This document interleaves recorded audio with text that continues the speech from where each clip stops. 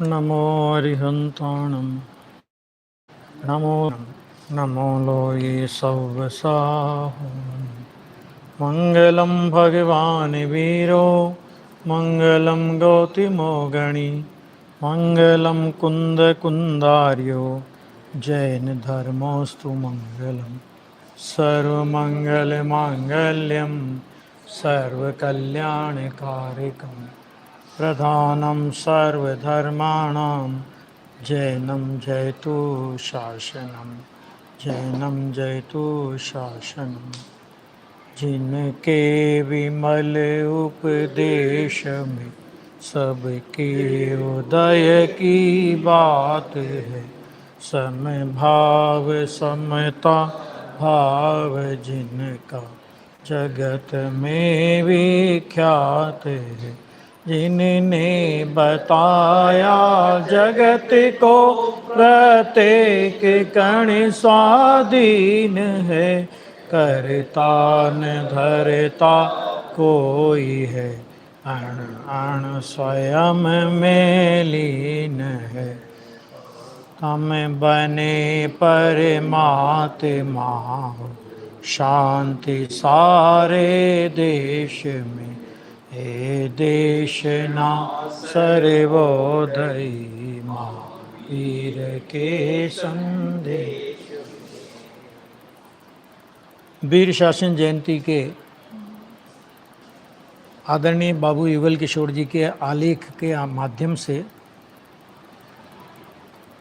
हम इस महापर्व की चर्चा कर रहे हैं। कल हमारा प्रकरण यहाँ तक आ गया था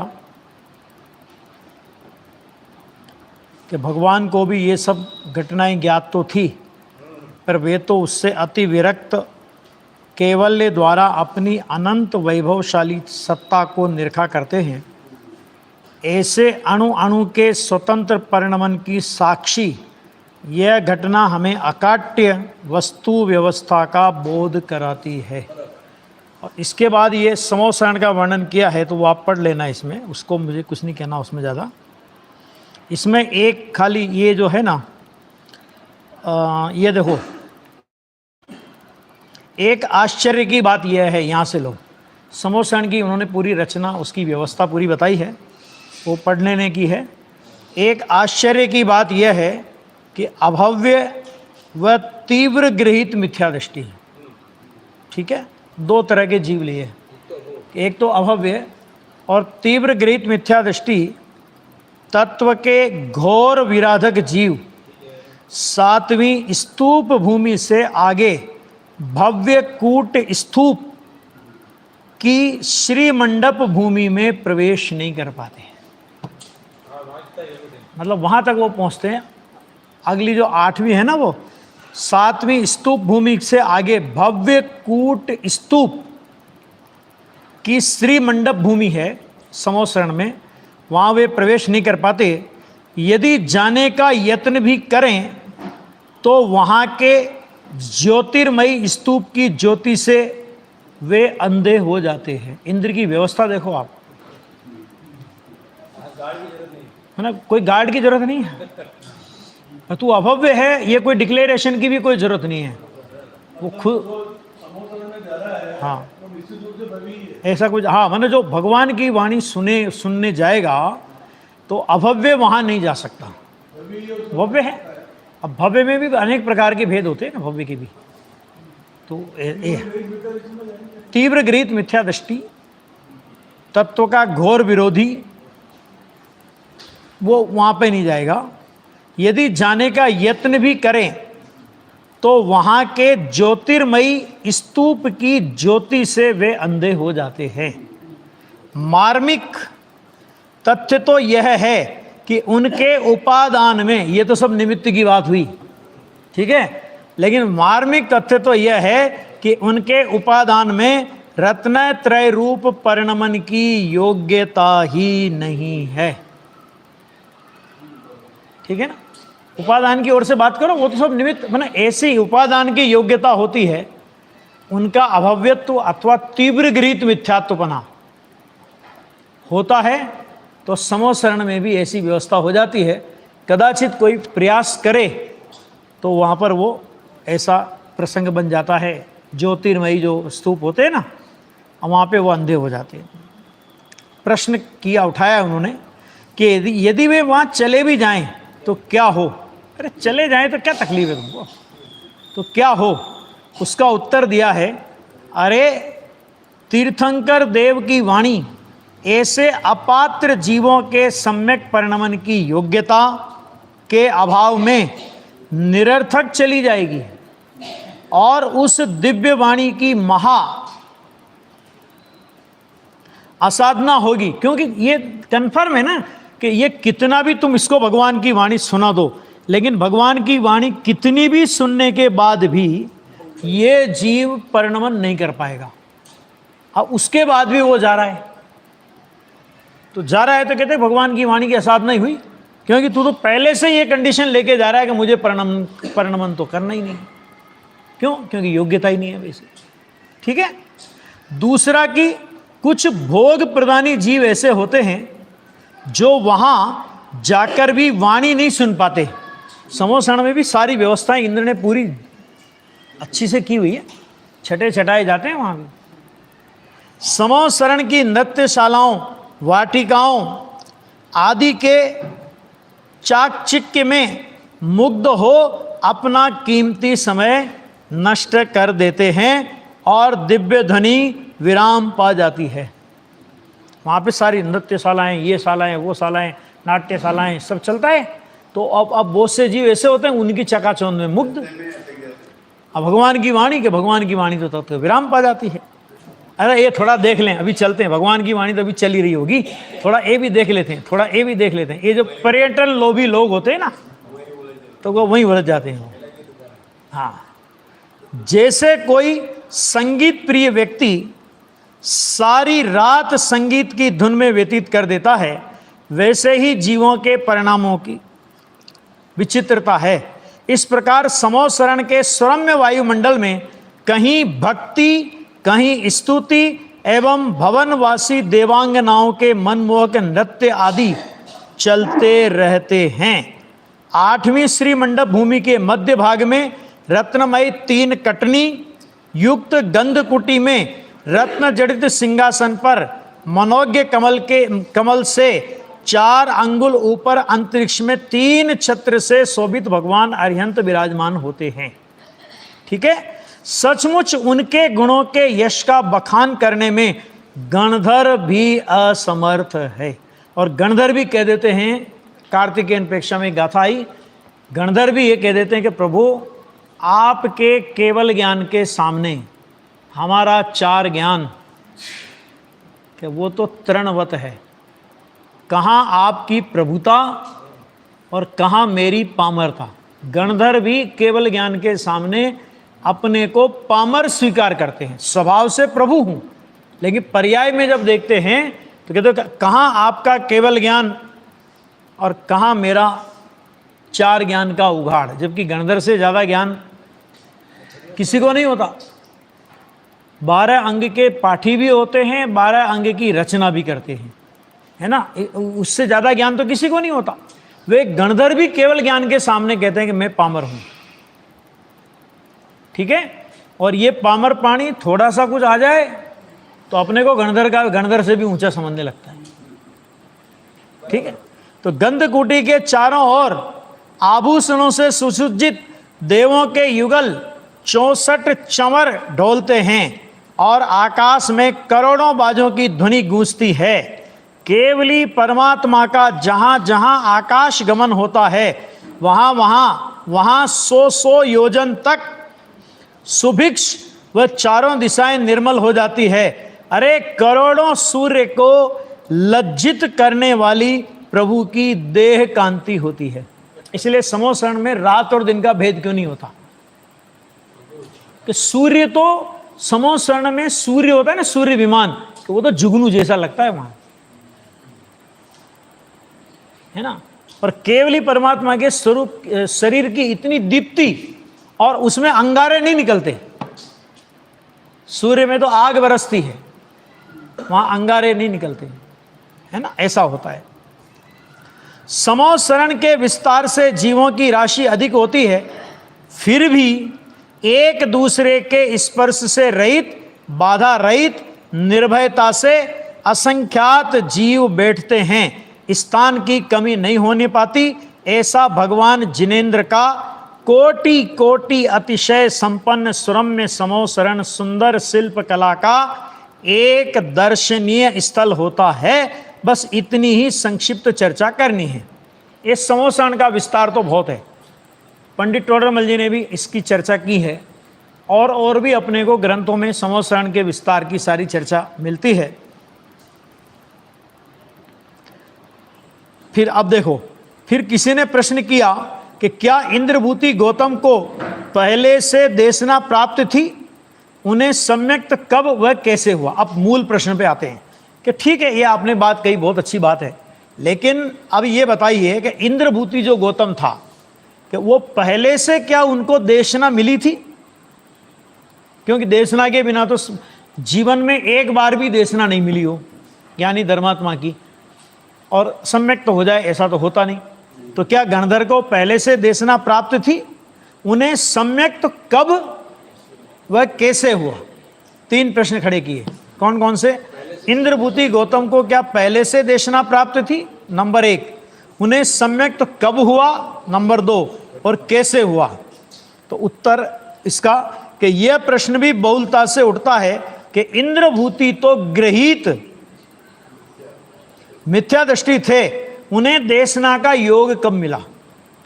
जब वो समोसरण में आए तब तो गृहीत मिथ्या दृष्टि थे, भले उनके परिणाम तीव्र गृहीत मिथ्यात्व से गिरते गए, शांत होते गए, क्योंकि जैसा यहाँ कहा वैसे तीव्र मिथ्या दृष्टि होते तो उनका भी प्रवेश कैसे होता।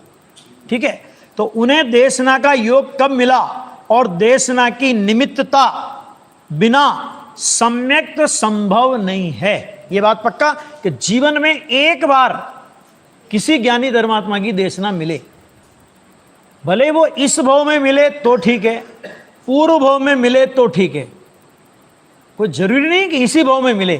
पूर्व भाव में, उसमें लिखा ना 17-18 नंबर की गाथा में क्या लिखा कि जीव 2 तरह से ज्ञानी होता है, एक होता है स्वयं बुद्ध और एक होता है बोधित बुद्ध। तो बोधित बुद्ध माने क्या कि जहां प्रत्यक्ष देशना का निमित्तपना दिखाई दे उसे बोलते हैं बोधि बुद्धत्व, और जहां वर्तमान में देशना का योग नहीं है लेकिन पूर्व में देशना सुनी और वर्तमान में उस देशना के संस्कार जागृत होकर के किसी जीव को सम्यक्त की उपलब्धि हो जाए। ठीक है, तो ऐसा एक प्रसंग बनता है ना। ये देखो कि इसका सरल सा समाधान यही है कि गृहीत मिथ्या दृष्टि तो था किंतु भव्य था, और पूर्व की कोई प्रबल देशना उनके उसके पास सुरक्षित थी, इसलिए इंद्रभूति के भाव में जो ही यह सत सुयोग मिला, पूर्व का शेष धारणा संस्कार जाग उठा और प्रचंड पुरुषार्थ द्वारा सम्यक्त पूर्वक चारित्र अंगीकार कर सीधा गणधर पद पर आसीन हो गया, बल्कि उसी भव से मुक्ति प्राप्त कर ली। क्या हुआ क्या कि भाई ये बात पक्की है कि सम्यक्त बिना देशना के नहीं होता, और उन्होंने पूर्व भव में उनके पास देशना उनको मिली, और वर्तमान में भले वो गृहीत मिथ्या दृष्टि थे, अभव्य नहीं थे, तो जैसे ही उनको ये सुयोग मिला तो वो जो पूर्व की देशना थी उसके संस्कार जागृत हो गए।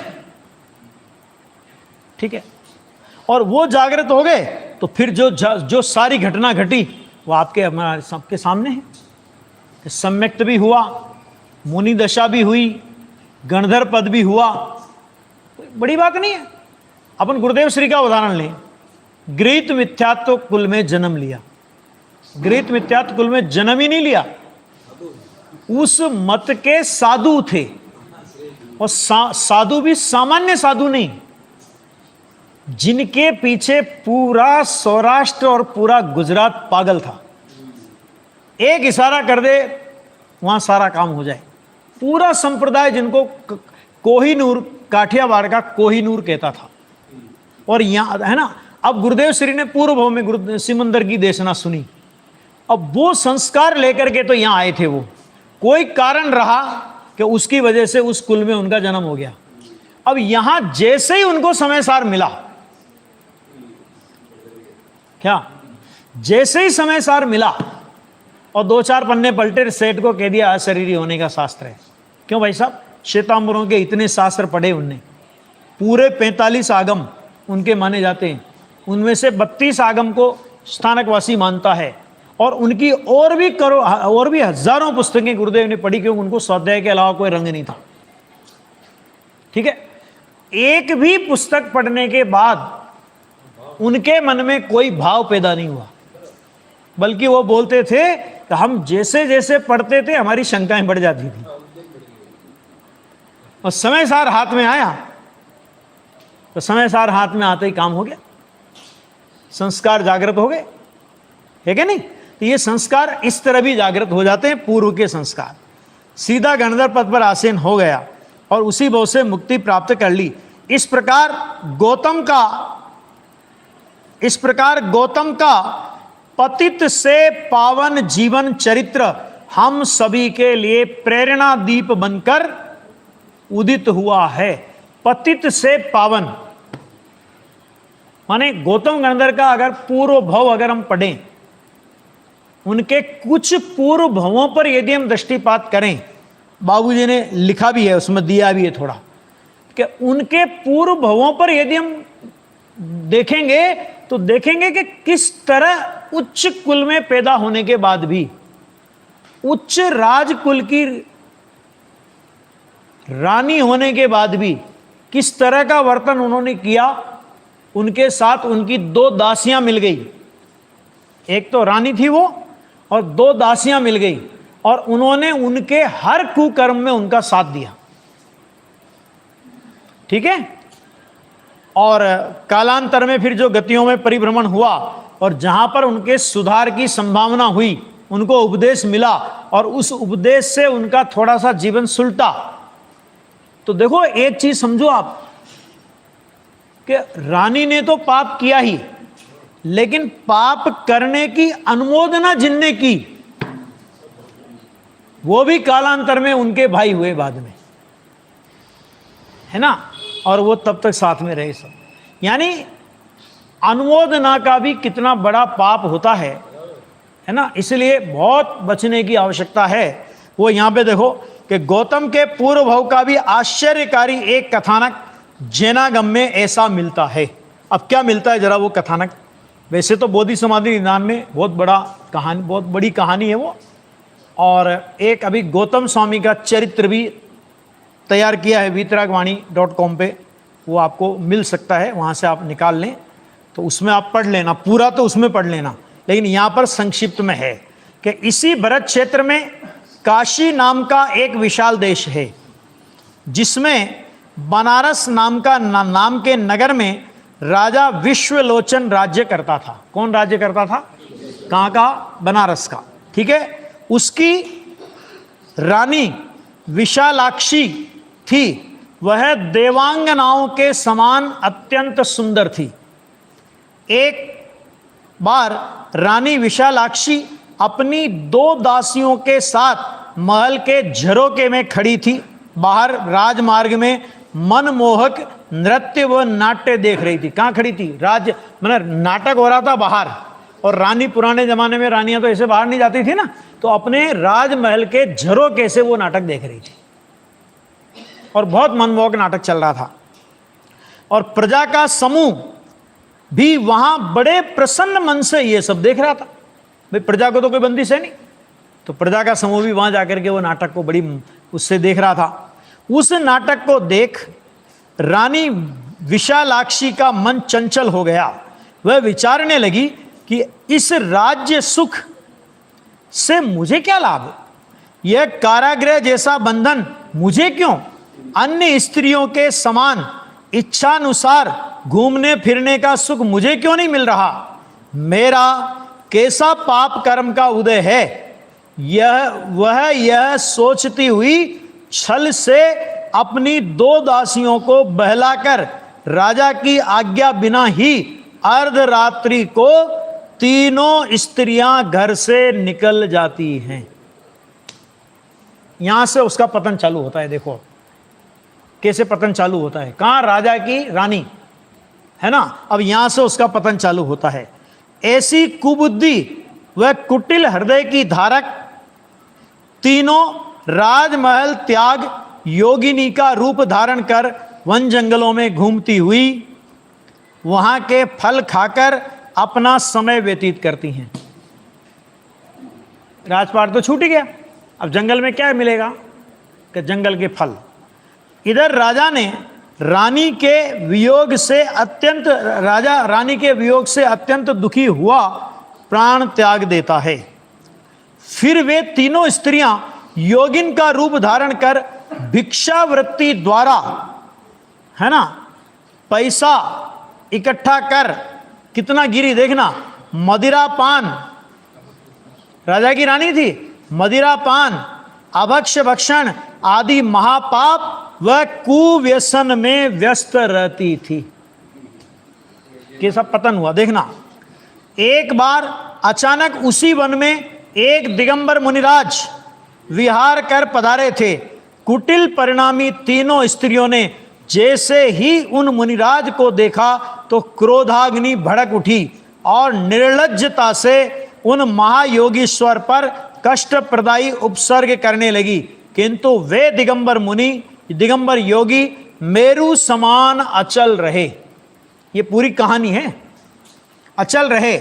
इस तीव्र पाप परिणाम के फलस्वरूप उन तीनों को कुष्ठ रोग हो गया और इस तरह असाध्य रोग से ग्रस्त अत्यंत दुखमय जीवन व्यतीत कर वे 5वें नरक में असह्य दुखों को भोगती हुई वहां की आयु पूर्ण कर अनेक कुयोनियों में उत्पन्न होकर फिर अवंती देश के एक छोटे गांव की नीच बस्ती में एक ही परिवार में तीनों क्षुद्र कन्याएं उत्पन्न हुई।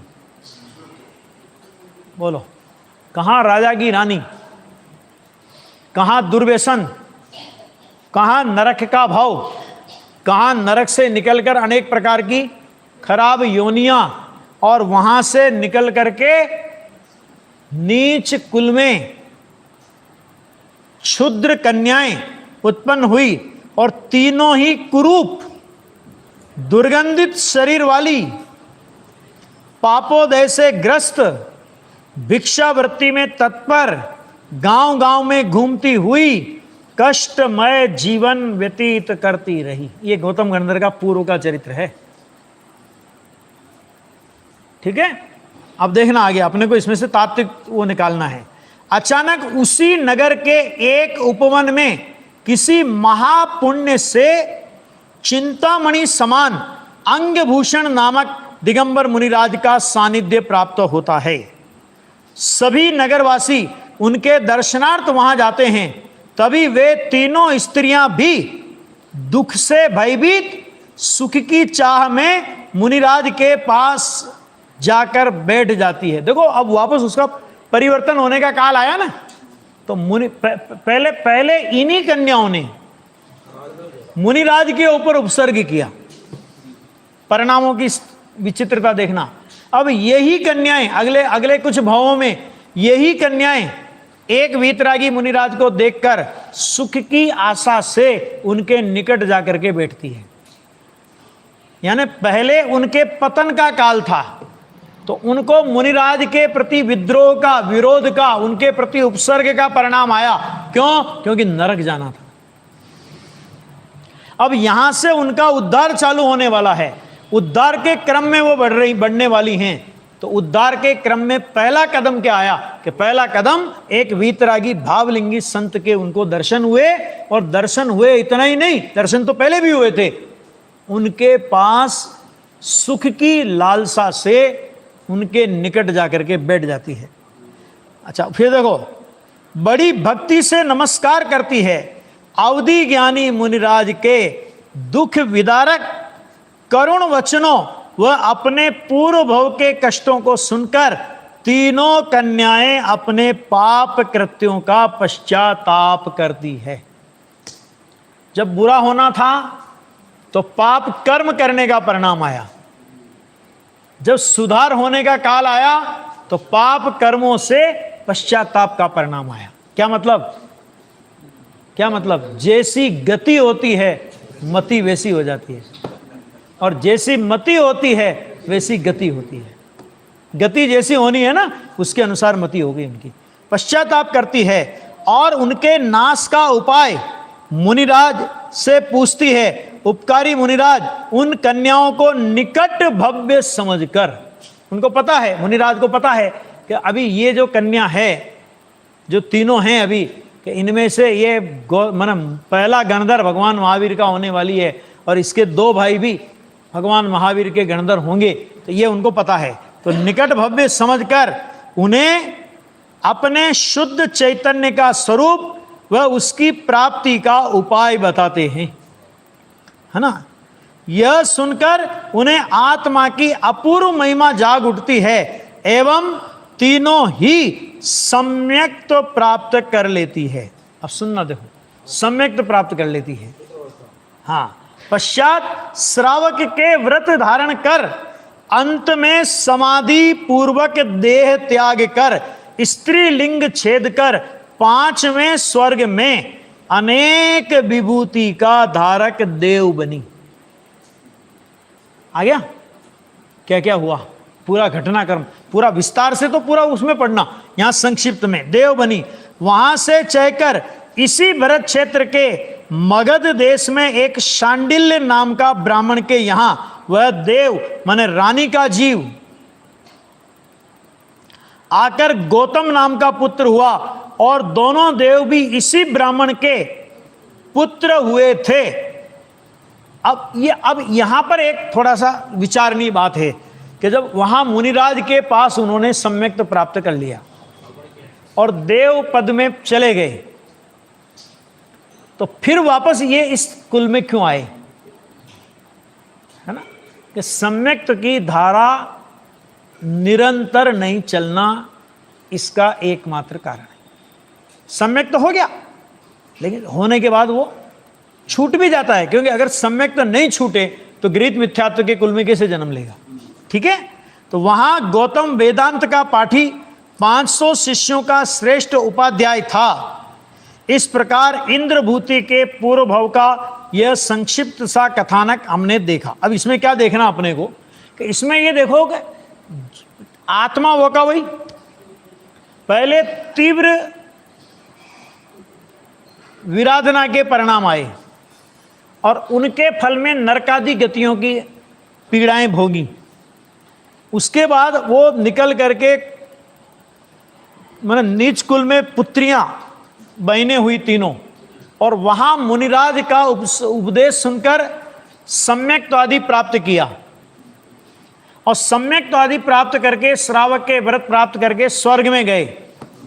अब जो भी घटनाक्रम रहा हो, कहां उनका सम्यक छूटा, क्या हुआ, लेकिन स्वर्ग से आकर निश्चित रूप से सम्यक का वमन उनने किया, क्योंकि अगर सम्यक का वमन नहीं करते तो गृहीत मिथ्यात्व के कुल में पैदा नहीं होते।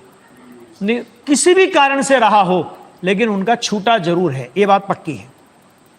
तो इससे क्या पता लगा अपने को कि आत्मा वो का वही, और परिणाम अनेक प्रकार के हुए। तीव्र से तीव्र कसाय के परिणाम, मुनिराज की विराधना के परिणाम, नरक गति के परिणाम, अनेक कुयोनियों के परिणाम, मुनिराज की भक्ति के परिणाम, मुनिराज से सम्यक दर्शन के परिणाम, श्रावक दशा के परिणाम, देव गति के परिणाम, सम्यक छूटने के परिणाम। ठीक है, और अभी ये वेद वेदांत में क्या मतलब इसका, कि देखो परिणाम आते हैं और जाते हैं, लेकिन शुद्ध चैतन्य के मूल स्वरूप को, शुद्ध चैतन्य के त्रैकालिक ध्रुव स्वरूप को कैसा भी तीव्र से तीव्र कसाय का परिणाम हो, कैसा भी गृहीत मिथ्यात्व का परिणाम हो, सम्यक्त्व का परिणाम हो, श्रावक दशा का परिणाम हो, मंद कषाय का परिणाम हो, कोई भी परिणाम उस चैतन्य का स्पर्श नहीं करते। परिणाम आए और गए, आए और गए, आए और गए, और शुद्ध चैतन्य वैसा का वैसा निर्लिप्त रहा। और ऐसा निर्लिप्त चैतन्य जब उन्होंने भगवान का समोसरण देखा, उस समय उनको वो देशना भी याद आई। इधर भगवान का समोसरण और उधर उस देशना के संस्कार, और सम्यक्त हो गया, आ गया। कभी ये तत्व ज्ञान अपन लोग सुनते समझते हैं ना, कभी खाली नहीं जाते। आज नहीं आते कभी, कोई बात नहीं। पवन जी एक बात कहते थे बहुत अच्छी, कि जब हम वो अपनी घटना सुनाते थे कि हम जब छोटे थे तो पंडित जी उनको सोनगढ़ लेके जाते थे। सोनगढ़ ले जाते, छोटे बच्चे थे तो क्या हमारा काम क्या होता था, गुरुदेव के प्रवचन में आगे आगे बैठना, और गुरुदेव का प्रवचन जो ही खत्म हो तो तुरंत निकल करके बाहर आ जाना, और बाहर आकर के गुरुदेव का जो लकड़ी होती है ना पकड़ने की, वो और गुरुदेव की चप्पल। गुरुदेव जैसे ही प्रवचन करके बाहर निकले और गुरुदेव के सामने उनकी चप्पल रखना और उनके हाथ में उनकी लकड़ी पकड़ाना, ये हम करते थे, ऐसा बताते थे वो अपना, है ना। और उस समय सुनते भी थे थोड़ा बहुत। और उसके बाद वो बोले कि उसके बाद ऐसा योग बना, अपन ने सबने देखा है, हाँ, कि कितने साल तक धर्म कर्म से कोई संबंध नहीं, लेना देना ही नहीं। यहां तक कि पंडित जी ने उनके यहां जाना छोड़ दिया। सन 84 में अपने यहां आए थे ना, तब घटनाक्रम सबको पता है ना। और वापस जब लगे तो क्या भले वो भले ही संस्कार उस बचपन में, वो गुरुदेव की वाणी सुनने के संस्कार, पंडित जी ने जो पढ़ाया होगा, कुछ भी किया होगा, कि वो संस्कार भले ही बीच में वो संस्कार छूट गए, लेकिन छूटने के बाद भी मैं इतना दूर नहीं गया कि वापस लौट करके नहीं आ सकूं। वो संस्कार की जंजीरें थी। ये पवन जी मेरे से कई बार ऐसी बात होती थी तो वो ऐसा बता देते कि हम ऐसा ऐसा करते थे, ऐसा। तो ये जो संस्कार है ना कि कभी फालतू नहीं जाते। अब वो गौतम गणधर को उस नीच कुल की कन्याओं उनको मुनिराज ने उपदेश सुनाया था। अब उसके बाद तो 5वें स्वर्ग के देव हो गए। कितना लंबा काल हो गया भैया। 5वें स्वर्ग की आयु कितनी लगाओ, सागरों में आयु होगी ना। हाँ, और उतने सागर के बाद भी जब योग बना ऐसा, तो इधर बाहर में ऐसा योग बनना और उधर पूर्व के वो संस्कार उनको याद आना। हाँ, वो बीच में असंगी का भाव नहीं होना चाहिए, बस इतना। संगीपना नहीं अगर मिटे तो वो याद रहेगा, स्मरण में आ जाएगा। याद रहेगा मतलब वो धारणा में पड़ा था, वो काल पाकर के स्मरण में आ जाता है। ऐसा देखो, यह अत्यंत हृदयग्राही आश्चर्यकारी घटना हमारा ध्यान आकर्षित करती है कि इंद्रभूति अत्यंत निकृष्ट पर्याय से उठकर उत्कृष्ट ज्ञानधारी गणधर पद पर आसीन हो जाते हैं। अरे रे, अज्ञान कौन कौन सा दुष्कर्म नहीं करता,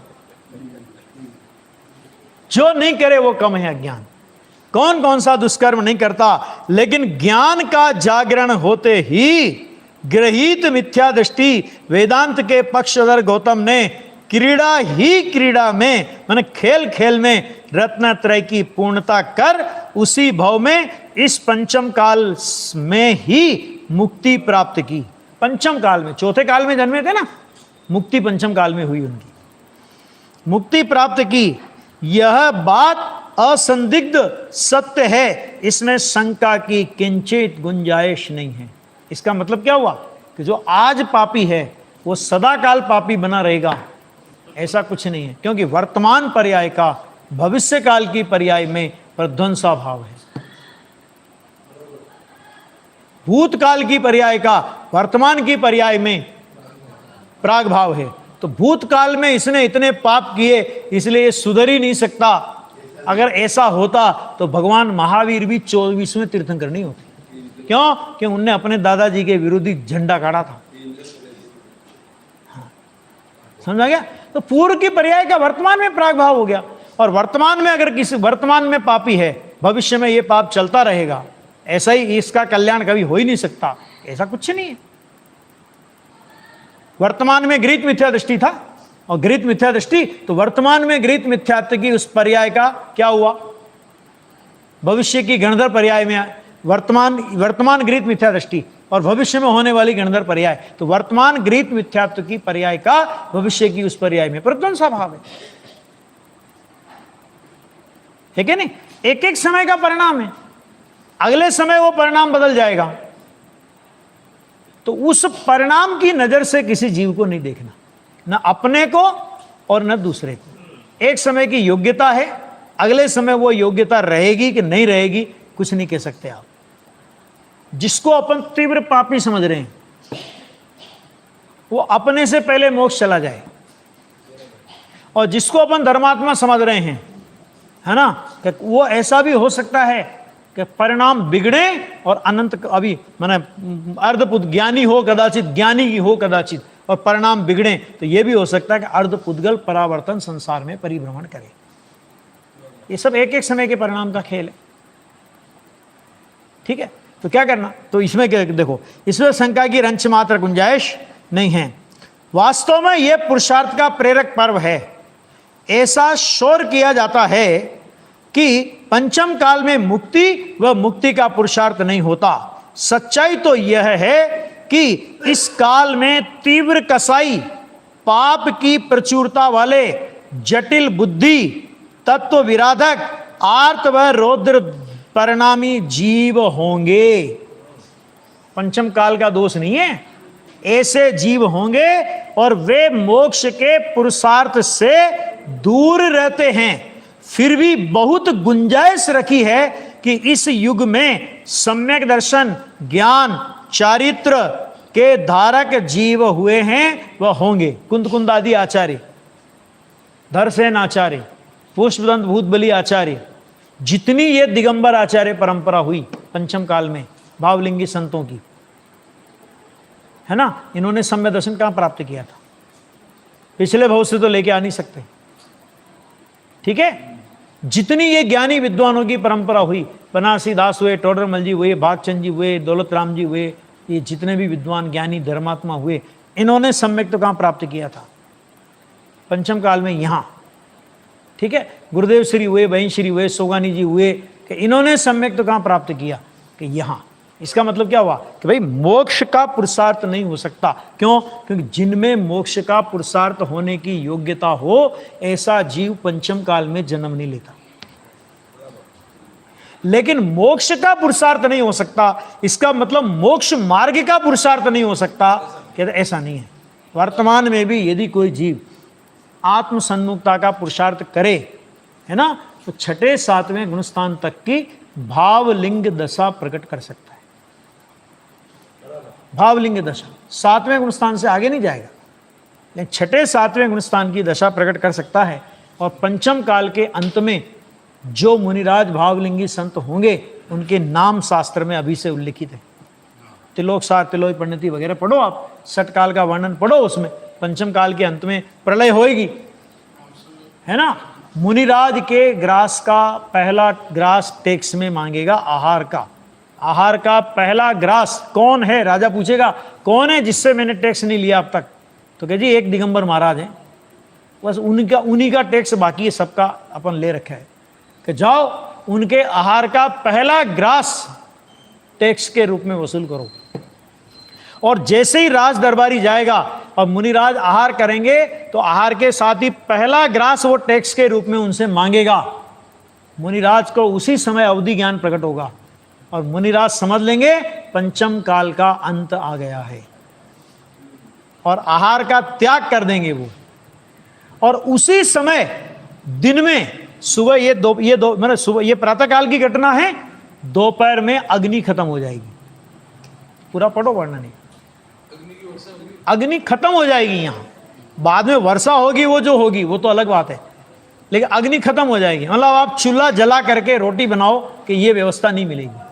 और फिर जो वर्षा होगी वो सारा पूरा वर्णन है ये सारा का सारा। अब ये क्रमबद्ध पर्याय को नहीं बताता क्या?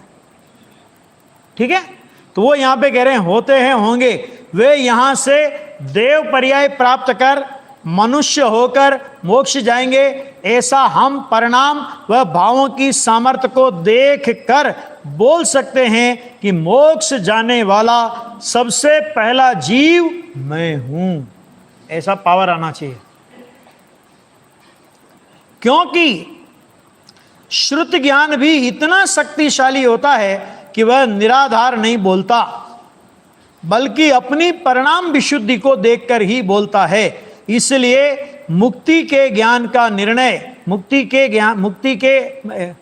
इसलिए मुक्ति ज्ञान के निर्णय वह पात्रता एवं पुरुषार्थ पर निर्भर है, कर्म पर नहीं। अरे इस भाव श्रुत ज्ञान की हिलोरों में ही निर्माण का सिंधु उछलता है। सचमुच यह पर्व वस्तु व्यवस्था की क्रमबद्धता व उग्र पुरुषार्थ का प्रकाशक पर्व है। इस जटिल व नियत क्रमिक वस्तु के परिणमन का त्रैलोक्य में किसी भी क्षण किसी बलशाली व पराक्रमी पुरुष के द्वारा भी उल्लंघन नहीं हो सकता। वीर के इस शासन में इसी सत्य का उद्घाटन हुआ था। मुक्ति का संवाहक यह पर्व स्वावलंबी पथ निर्दिष्ट करता है और चरम पतन से चरम उत्कर्ष दशा की प्रेरणा देकर जाता है। मार्मिक इस तथ्य यह भी है कि महावीर तो होते, किंतु यह ध्वनि प्रसारण दिवस नहीं होता तो शासन कैसे जिंदा रहता। ठीक है, मान लो आता ही नहीं गणतंत्र, 30 साल ऐसे ही निकल जाते तो क्या होता है? कुछ नहीं होता, ऐसे ही निकल जाता है।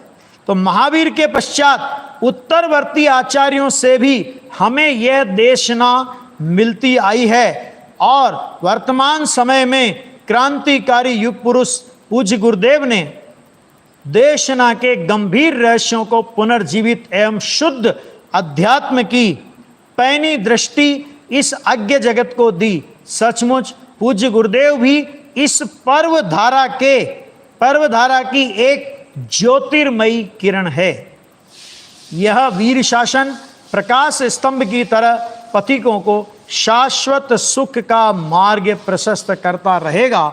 ऐसी मंगल भावना के साथ वीर शासन जयवंत रहे, जयवंत रहे। इस तरह ये भगवान महावीर स्वामी की दिव्य देशना के खिरने के उपलक्ष्य में बाबू युगल जी का जो एक लेख था, उस लेख पर अपन ने ये चर्चा की। बहुत मार्मिक लेख है। बाबूजी भी गुरुदेव श्री की सभा के 9 रत्नों में से एक रत्न है ना। और ऐसे रत्न हैं कि पहली बार जब बाबू ज्ञानचंद जी थे वहाँ पर कोटा में, तो बाबू ज्ञानचंद जी बाबूजी को लेकर के सोनगढ़ गए। ठीक है, तो गुरुदेव श्री की देशना सुनकर इतने प्रमुदित हुए और वहाँ पर वो 20 दिन शायद ठहरे थे।